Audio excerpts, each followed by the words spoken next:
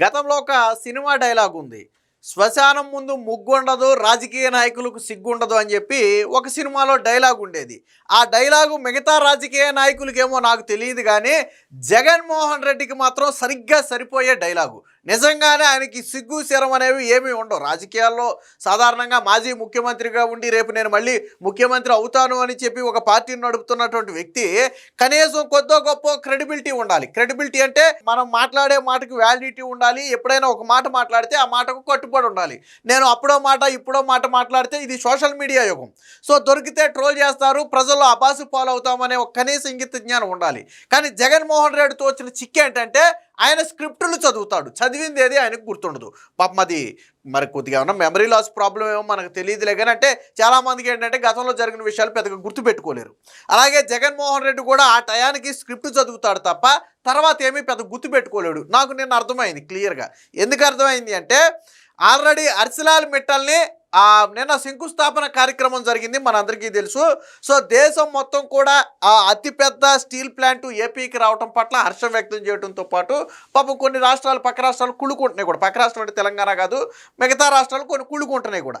అయితే ఇప్పుడు అది చంద్రబాబు నాయుడికి క్రెడిబిలిటీగా మారింది. మొన్న ఏదైతే యాపిల్ వచ్చిందో అలాగే ఇప్పుడు అర్సిలాల్ మిట్టల్ రావడంతో జగన్మోహన్ రెడ్డికి కొంచెం అసూయ పుట్టింది. ఎందుకని చంద్రబాబు నాయుడికి నారా లోకేష్కి పేరు వస్తుంది. అయితే వాస్తవానికి జగన్మోహన్ రెడ్డి ఎంత దిగజారిపోయాడు, జగన్మోహన్ రెడ్డికి గతంలో మాట్లాడింది ఏది గుర్తుండదని నేను ఎందుకు అన్నాను అనేది మీరు ఒకసారి ఈ వీడియో చూడండి.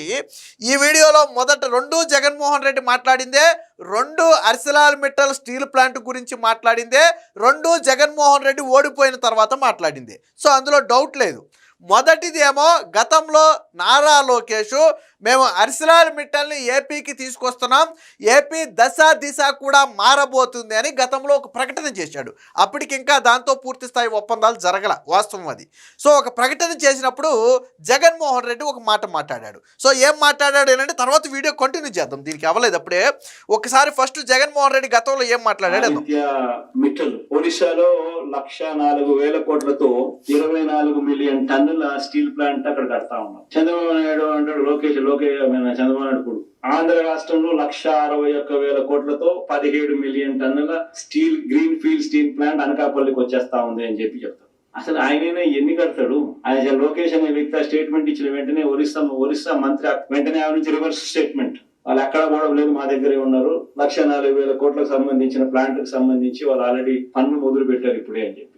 ఆడ 1,04,000 కోట్లు, ఈడ 1,61,000 కోట్లు ఎవరు చెవులు పూలు పెడతా ఉన్నారు. మిట్టల్ విన్నారు కదా, జగన్మోహన్ రెడ్డి మొదట మాట్లాడిన దాంట్లో ఏమన్నాడంటే చంద్రబాబు నాయుడు కొడుకు నారా లోకేష్ అని పాపం వివరంగా చెప్పాడు. అంటే ప్రజలకు తెలియదు అనుకున్నాడేమో కానీ జగన్మోహన్ రెడ్డి తెలుసో తెలియదో కానీ నారా లోకేష్ 2 తెలుగు రాష్ట్రాల్లో అయితే తెలుసు, మిగతాది పక్కన పెడితే. చంద్రబాబు నాయుడు కొడుకు నారా లోకేష్ అంటాడు మిట్టల్ స్టీల్ ప్లాంట్ ని తీసుకొస్తున్నానని చెబుతున్నాడు. ఎవరు చెవులో పువ్వులు పెడుతున్నావు? ఆల్రెడీ అది పక్క రాష్ట్రంలో ఏర్పాటు అయిపోయింది, ఆ రాష్ట్రం నుంచి ఒక కౌంటర్ కూడా ఇచ్చారు, ఇది ఎక్కడికి పోవట్లేదు, మా రాష్ట్రంలోనే ఉంటుందని. ఎందుకు నారా లోకేష్ ఎవరు చెవులో పువ్వులు పెట్టాలని ఇలాంటి అబద్ధాలు చెప్తున్నాడు అని చెప్పి ఒక మాట చెప్పాడు. అంటే అర్సిలాల్ మిట్టల్ అనేది ఆంధ్రప్రదేశ్ కి రావటం లేదు, నారా లోకేష్ చంద్రబాబు నాయుడు అబద్ధం చెప్పి మోసం చేస్తున్నారు, అది పక్క రాష్ట్రానికి వెళుతుంది అని నిన్న జగన్ చెప్పిన మాట. అది గతంలో మాట. ఇది కూడా జగన్మోహన్ రెడ్డి ఈ రీసెంట్గా నాకు తెలిసి ఒక 6 months బ్యాకే, 3-4 months క్రితం మాట్లాడింది. సో ఇప్పుడు జగన్మోహన్ రెడ్డి నిన్న మాట్లాడాడు. ఏది అర్సిలాల్ మిట్టల్కి శంకుస్థాపన జరిగిన తర్వాత జగన్ మాట్లాడాడు. ఏం మాట్లాడాడు ఒకసారి. మిట్టల్ స్టీల్ అని చెప్పి నక్కపల్లిలో కొత్త స్టీల్ ప్లాంట్ పెట్టడానికి అడుగులు ముందుకు పోయండి అని చెప్పి ఆహ్వానించింది నేను రాష్ట్రాన్ని. ఆహ్వానించి రమ్మని చెప్పి వాళ్ళకి చెప్పి వాళ్ళు అధికారులకు కూడా చెప్పిన, వాళ్ళు వస్తున్నారు, వాళ్ళకి ఎక్కడెక్కడ మనం భూములు ఇవ్వగలుగుతామో చూపించండి. విన్నారు కదా, జగన్మోహన్ రెడ్డి అంటే ఓసరవెల్లి కంటే దారుణంగా రంగులు మార్చే నైజం అని ఎందుకు అన్నాను అంటే జగన్మోహన్ రెడ్డికి సిగ్గు శరం లేదు అని ఎందుకు అన్నాను అంటే జగన్మోహన్ రెడ్డికి మేబీ మెమరీ లాస్ ఉండుండొచ్చు, అందుకే గతంలో మాట్లాడింది గుర్తుండదు అని ఎందుకు అన్నాను అంటే ఇందుకే అన్నా. నువ్వు ఇదే అర్సిలాల్ మిట్టల్ గతంలో నారా లోకేష్ తెస్తున్నాను, నేను వాళ్ళతో సంప్రదిస్తున్నాను అని చెప్పినప్పుడు నువ్వేమన్నావు? అది పక్క రాష్ట్రంలో పెట్టేదాన్ని నారా లోకేష్ తెస్తున్నట్టుగా బిల్డప్ ఇస్తున్నాడు, ఎవరి చెవులో పూలు పెడదామనుకుంటున్నారని చెప్పి మాట్లాడావు కదా. ఓకే, నువ్వు దేనికి కట్టుబడి ఉండాలి? అర్సలాల్ మిట్టల్ అనేది మన రాష్ట్రానికి రావటం లేదు, పక్క రాష్ట్రానికి వస్తుంది, నువ్వు దానికి కట్టుబడి ఉండాలి. ఈరోజు ఏమన్నావు నువ్వు? అర్సలాల్ మిట్టల్ అనేది నేను తీసుకొచ్చాను, నా హయాంలో వచ్చారు, నేను అధికారులకు కూడా చెప్పాను వాళ్ళకి ఏం కావాలో చూడండి అని నేను చెప్పాను. చంద్రబాబు నాయుడు పైగా ఇంకో మాట కూడా అన్నాడు, ఈ వీడియోలో లేదులే కానీ, చంద్రబాబు నాయుడు సుందర ముఖారవిందాన్ని చూసి వచ్చారా వాళ్ళు, నేను తీసుకొచ్చా అర్సలాల్ మిట్టల్ అన్నాడు. నేను అడుగుతున్నా జగన్మోహన్ రెడ్డిని, కొద్దిగైనా సిగ్గు శరం లేదా? మామూలుగా అడుగుతున్నా, మాట వరుసకి, కొద్దిగైనా సిగ్గు శరం లేదా? అరే అర్సలాల్ మిట్టల్ వస్తుందంటే అది ఫేక్ అన్నది నువ్వే, అది ఫేక్ అన్నది నువ్వే. ఇప్పుడు అర్సలాల్ మిట్టల్ వచ్చింది అని శంకుస్థాపన చేస్తే నేనే తెచ్చాను అంటుంది కూడా నువ్వే. మరి రాజకీయాల్లో ఇంత దిగజారిపోతే అత్త నిజంగా జ్ఞానం ఉన్నోడైతే, కొద్ది మెమరీ ఉన్నోడైతే ఇది మాట్లాడేటప్పుడు ఇది గుర్తు రావాలా, అరే గతంలో నారా లోకేష్ తెస్తున్నాడు అన్నప్పుడు నేను ఫేక్, ఇది పక్క రాష్ట్రానికి వెళ్ళిపోతుందని అన్నాను కదా, ఇప్పుడు నేనే తెచ్చానంటే మొహం మీద కండ్రిని చూస్తారేమో అని కనీసం ఆలోచన వచ్చి ఉండాలి. కానీ ఇక్కడ ప్రాబ్లం ఏంటంటే జగన్మోహన్ రెడ్డి స్క్రిప్ట్ మాత్రమే చదువుతాడు. ఇక్కడ స్క్రిప్ట్లో ఏం రాశారంటే అప్పుడు నారా లోకేష్ చెప్పింది అబద్ధం అని రాశారు కాబట్టి అది చదివాడు. ఇక్కడ స్క్రిప్ట్లో ఏం రాశారంటే నేనే తెచ్చాను అని రాశారు కాబట్టి అది చదివాడు. జగన్మోహన్ రెడ్డితో ప్రాబ్లం ఏంటంటే ఆయన స్క్రిప్ట్ చదువుతాడు, ఆయనకి విషయ పరిజ్ఞానం లేదు, ఆయనకి అనుభవం లేదు, ఆయన హయాంలో ఏం వచ్చింది ఏం రాలేదనేది జగన్కి తెలియదు. ఈ ఒక్క వీడియో చాలదా? జగన్మోహన్ రెడ్డి నిన్న ఏదో అన్నాడు, చంద్రబాబు నాయుడు క్రెడిట్ చోరీ చేయడానికి సిగ్గులేదా అని చెప్పి ఏదో మాట మాట్లాడాడు. నేను అదే అడుగుతున్నా, క్రెడిట్ చోరీ చేయడానికి సిగ్గులేదా జగన్మోహన్ రెడ్డి? నువ్వు నిజంగా చిత్తశుద్ధి ఉంటే నువ్వు ఇక్కడ మాట్లాడినప్పుడు ఏం చెప్పాలి? నారా లోకేష్ అర్సలాల్ మిట్టల్ని మేము ఏపీ తీసుకొచ్చే ప్రయత్నం చేస్తున్నామని చెప్పినప్పుడు నువ్వేం చెప్పాలి? నారా లోకేష్ నువ్వు తెచ్చేది ఏందయ్యా, మా హయాంలోనే వాళ్ళతో అన్నీ మాట్లాడేశాము, మా హయాంలో రావడానికి కూడా వాళ్ళు సిద్ధపడ్డారు, ఇప్పుడు కొత్తగా నువ్వు తెచ్చేది ఏముందని చెప్పి ఆ రోజు నువ్వు మాట్లాడి ఉండాలి కదా. మాట్లాడావా? నువ్వు ఏం మాట్లాడావు ఆ రోజు? ఈయనొకసారి మిట్టల్ ఒడిశాలో 1,04,000 కోట్లతో 24 మిలియన్ టన్నుల స్టీల్ ప్లాంట్ అక్కడ కడతా ఉన్నాం. చంద్రబాబు నాయుడు అంటాడు, చంద్రబాబు నాయుడు కొడుకు. ఆంధ్ర రాష్ట్రంలో 1,61,000 కోట్లతో 17 మిలియన్ టన్నుల steel green field steel plant అనకాపల్లికి వచ్చేస్తా ఉంది అని చెప్పి చెప్తాడు. అసలు ఆయననే ఎన్ని కడతాడు? ఆయన లోకేష్ అనే వ్యక్తి స్టేట్మెంట్ ఇచ్చిన వెంటనే ఒరిస్సా మంత్రి వెంటనే ఆయన నుంచి రివర్స్ స్టేట్మెంట్, వాళ్ళు ఎక్కడ పోవడం లేదు, మా దగ్గరే ఉన్నారు, 1,04,000 కోట్లకు సంబంధించిన ప్లాంట్ కు సంబంధించి వాళ్ళు ఆల్రెడీ పనులు మొదలు పెట్టారు ఇప్పుడే అని చెప్పి. ఆడ 1,04,000 కోట్లు, ఈడ 1,61,000 కోట్లు ఎవరు చెవులు పూలు పెడతా ఉన్నారు. విన్నారు కదా, జగన్ ఏమన్నాడు? ఇక్కడ ఎక్కడైనా సరే అర్సలాల్ నేను ఒకటే అడుగుతున్నా, జగన్మోహన్ రెడ్డి నేనే తెచ్చాను అన్నాడు కదా ఇక్కడ ఈ వీడియోలో, మరి నువ్వే తెచ్చిన అర్సలాల్ మిట్టలు ఒడిశా ఎలా వెళ్ళింది? నువ్వు చెప్పిందే. ఒడిశా రాష్ట్రంలో పెట్టుబడి పెట్టబోతున్నారు, దాన్ని నారా లోకేష్ నేను తెస్తున్నానని చెప్పి డబ్బా కొట్టుకుంటున్నాడు, అది మన రాష్ట్రానికి రావటం లేదు, చెవులో పూలు పెడుతున్నారు మన చెవులో, అది ఒడిశా రాష్ట్రంలో కడుతుంది. అసలు ఆ కట్టే వ్యక్తి మాత్రం ఎన్నని కడతాడు? ఒడిశాలో ఒకటి, ఆంధ్రప్రదేశ్లో ఒకటి ఏడ తెచ్చి కడతాడు? ఎందుకు ఇలా మోసం చేస్తారని చెప్పి మాట్లాడింది నువ్వే.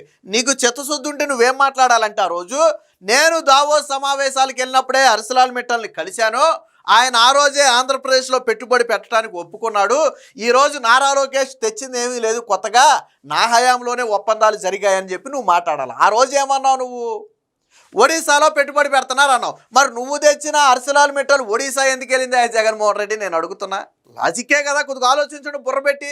జగన్ ఏమన్నాడు? నా హయాంలో వచ్చింది, నేను తెచ్చాను అన్నాడు. ఇక్కడ నేను ఆ వీడియో ప్లే చేస్తాను మీకు ఒకసారి వినండి, విన్న తర్వాత చెప్తా వినండి ఒకసారి.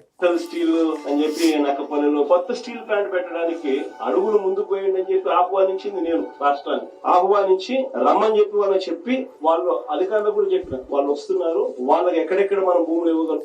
సో కదా, మరి నువ్వు రమ్మని చెప్పి నువ్వు ఆహ్వానించి అధికారులకు ఎక్కడెక్కడ భూములు ఇవ్వగలదుమో చూడండి అని చెప్పిన నువ్వు, మరి అది పక్క రాష్ట్రానికి ఒడిశా వెళ్ళిపోయిందని ఎలా చెప్పావయ్యా? అంటే నువ్వు ఒప్పుకున్నావు కదా, నీ హయాంలో సంప్రదింపులు జరిపింది నిజమే అనుకుందాం కాసేపు, కానీ నీ ఆమ్యామ్యాలకు భయపడో, లేదా నీ మంత్రి ఆమ్యామ్యాలకు భయపడో, లేదా నీ విధానాలకు భయపడో అటు పక్క రాష్ట్రానికి పారిపోయిన మాట వాస్తవం. ఒడిశాలో పెట్టాలనుకున్న మాట వాస్తవం, అది తప్పని నేను అంట్లా. అంటే జగన్మోహన్ రెడ్డితో ఒప్పందం చేసుకుని, జగన్మోహన్ రెడ్డి నైజం గురించి తెలిసి, రాష్ట్రంలో జగన్మోహన్ రెడ్డి ఉంటే ఎలాంటి పరిస్థితులు ఉంటాయో తెలుసు కాబట్టి, వాళ్ళు ఇక్కడ ప్లాంట్ పెట్టాలంటే జగన్మోహన్ రెడ్డికి ఏమి సమర్పించాలో తెలుసు కాబట్టి భయపడి ఒరిస్సా రాష్ట్రం వెళ్ళిపోయిన మాట వాస్తవం. ఒడిశా మాట వెళ్ళిపోయిన మాట వాస్తవం, కానీ కూటమి ప్రభుత్వం వచ్చిన తర్వాత చంద్రబాబు గారు నారా లోకేష్ అదే ఆ అరిసెలాల మిట్టలతో సంప్రదింపులు జరిపి పక్క రాష్ట్రంలో పెట్టాల్సిన ప్లాంట్ని ఆంధ్రప్రదేశ్కు ఒప్పించి మెప్పించి తీసుకొచ్చారు. తీసుకురావడమే కాదు 5,000 ఎకరాలు సుమారుగా భూములు ఇచ్చారు.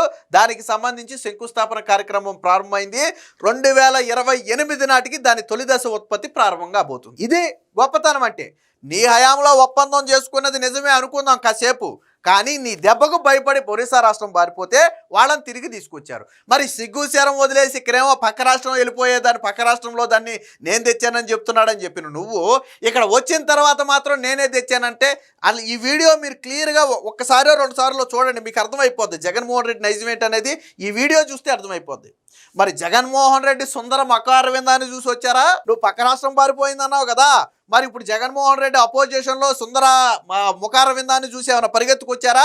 అబ్బబ్బబ్బా, జగన్మోహన్ రెడ్డి ప్రతిపక్షంలో కూడా హోదా లేకపోయినా ఎంత అందంగా కళకళలాడిపోతున్నాడో, ఆయన ముఖంలో ఉట్టి పడుతుంది అది అని పరిగెత్తుకుంటూ వచ్చారా రాష్ట్రానికి? ఏం మాట్లాడతావా జగన్మోహన్ రెడ్డి? సిగ్గు శరం లేదా? పక్కనోడు గొప్పతనాన్ని నా గొప్పతనం అని చెప్పుకోవడానికి సిగ్గు అనిపించలేదా? సోషల్ మీడియా ఉంది, ఈ రోజుల్లో మీడియా ఉంది, డేటా అంతా ఆన్లైన్లో ఉంటుంది. నువ్వు మాట్లాడిందే మేము ప్లే చేసింది, పక్కన ఎవడో మాట్లాడింది కాదు. నువ్వు గతంలో అరిసెలాల మిట్టలు తెస్తున్నాను అని చెప్పినప్పుడు మాట్లాడిన మాటలు, ఈరోజు తెచ్చిన తర్వాత నువ్వు మాట్లాడిన మాటలు. ఇది కదా క్రెడిట్ చోరీ చేయటం అంటే. అందుకనే జగన్మోహన్ రెడ్డికి ఎందుకు సిగ్గు లేదని నేను ఎందుకు అన్నాను అంటే, జగన్మోహన్ రెడ్డికి ఎందుకు జ్ఞాపక శక్తి లేదని నేను ఎందుకు అన్నానంటే, జగన్మోహన్ రెడ్డి స్క్రిప్ట్ మాత్రమే చదువుతాడని ఎందుకు అన్నానంటే ఇందుకే అన్నా. ఆ రోజు ఏం మాట్లాడాడో జగన్మోహన్ రెడ్డి గుర్తుండి నేనే తెచ్చాననే మాట మాట్లాడు. ఎందుకంటే గుర్తు లేదు కాబట్టి, ఆయన చదివేది స్క్రిప్ట్ కాబట్టే మాట్లాడాడు. సో ఈ ఒక్క వీడియో చాలు. జగన్మోహన్ రెడ్డి ఓసరవెల్లి కంటే దారుణంగా రంగులు మారుస్తాడు, పక్కన వాడి క్రెడిట్ చోరీ చేసి తన గొప్పతనంగా చెప్పుకుంటాడు అని చెప్పడానికి ఈ ఒక్క వీడియో చాలు.